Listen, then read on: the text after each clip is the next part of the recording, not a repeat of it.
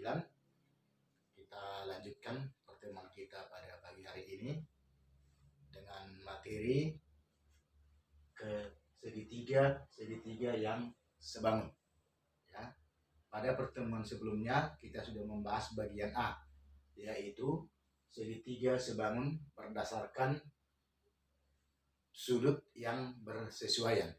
Nah, sekarang kita lanjutkan materinya dengan bagian B, yaitu segitiga sebangun berdasarkan sisi-sisi bersesuaian. Ya. Nah, jika sisi-sisi yang bersesuaian pada dua buah segitiga sebanding atau memiliki perbandingan yang sama, maka sudut-sudut yang bersesuaian itu sama besar. Jadi, jika sisi-sisi yang bersesuaian pada dua buah segitiga sebanding, maka kedua segitiga tersebut pasti sebangun. Ya. Baik, kita lihat contohnya. Nah, coba perhatikan segitiga ABC dengan panjang sisi masing-masing sudah diketahui. AB 12 cm, BC 9 cm, dan AC 15 cm.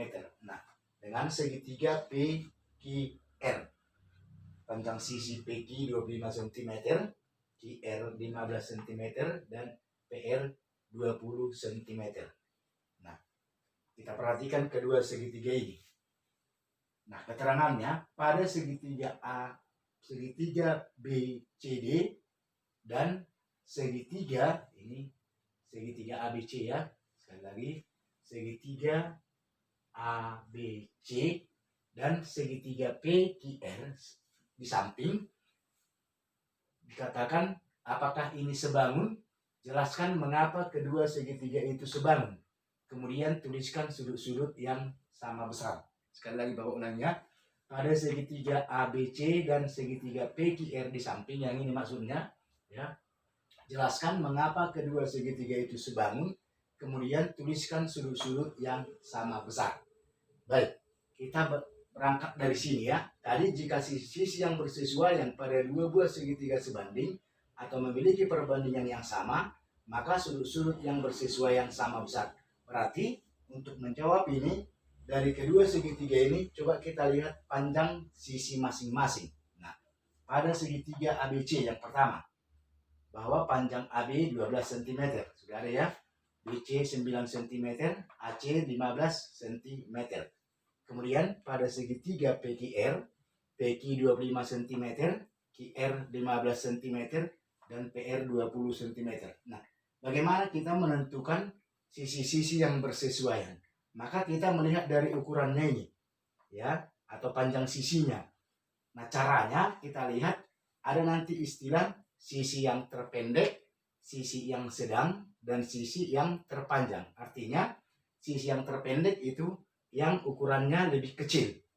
Yang sedang itu yang sedang ukurannya, dan nanti yang terpanjang itu yang lebih besar ukurannya. Nah, coba kita lihat di sini pada segitiga ABC ini. Mana sisi yang terpendek ukurannya? 9 cm. Nah, di sini mana yang terpendek? 15 cm. Maka nanti pasangan sisi inilah yang kita buat perbandingannya. Maka kita buat AB berbanding PR. Nah, 12 cm berbanding 20 cm, kita sederhanakan menjadi 3 berbanding 5. Nah, inilah sisi yang sedang. Ya, coba perhatikan 12 dengan 20 cm. Nah, kemudian sisi yang berikutnya BC berbanding dengan QR. Sama dengan 9 berbanding 15 sama dengan 3 berbanding 5. Inilah sisi yang terpendek. Ya. Kemudian yang terakhir, AC berbanding PQ sama dengan 15 berbanding 25. Sama dengan 3 berbanding 5. Inilah sisi yang terpanjang. Maka kita sesuaikan nanti ukuran atau panjang sisinya. Coba kita lihat dari perbandingan ini. Ini 3 berbanding 5, 3 berbanding 5, 3 berbanding 5. Apa kesimpulan? Jadi segitiga ABC dan segitiga PQR itu adalah sebangun. Kenapa? Karena sisi-sisi yang bersesuaian dia sebanding. Berapa tadi? 3 berbanding 5. Begitu ya. Nah, apa lagi yang ditanya tadi di sana? Tuliskan sudut-sudut yang sama besar. Berarti pasangan sudut yang sama besar adalah sudut A sama dengan sudut P. Nanti lihat gambar. Kemudian sudut B sama dengan sudut R. dan sudut C sama dengan sudut Q. Berarti ini sudah terjawab ya. Baik, kita lihat contoh yang kedua. Ini tidak ada gambar ya.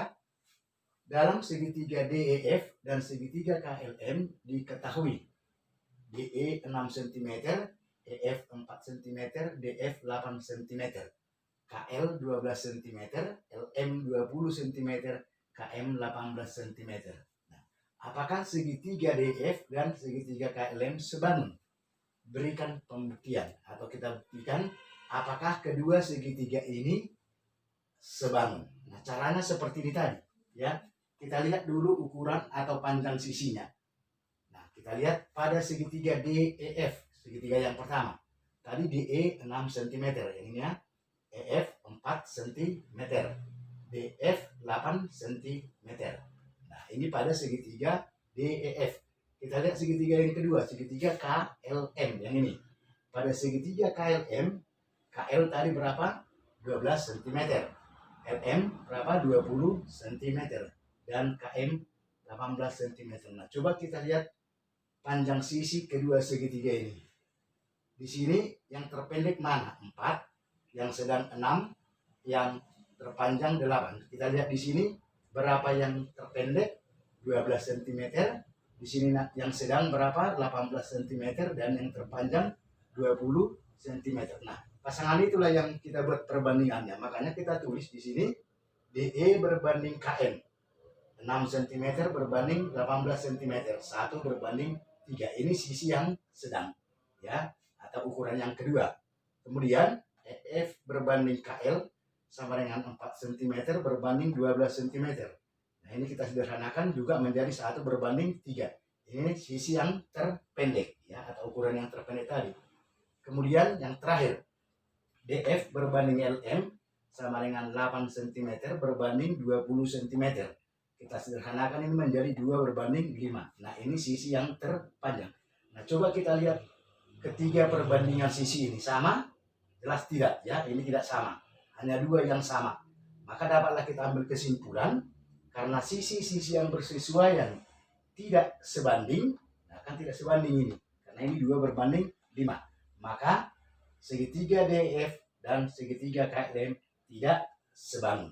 Kenapa? Sekali lagi, karena sisi yang bersesuaian tidak sebanding. Baik, anak kami sampai di sini pertemuan kita pada pagi hari ini. Nanti silakan kami ulangi kembali supaya lebih dipahami. Sekian, terima kasih.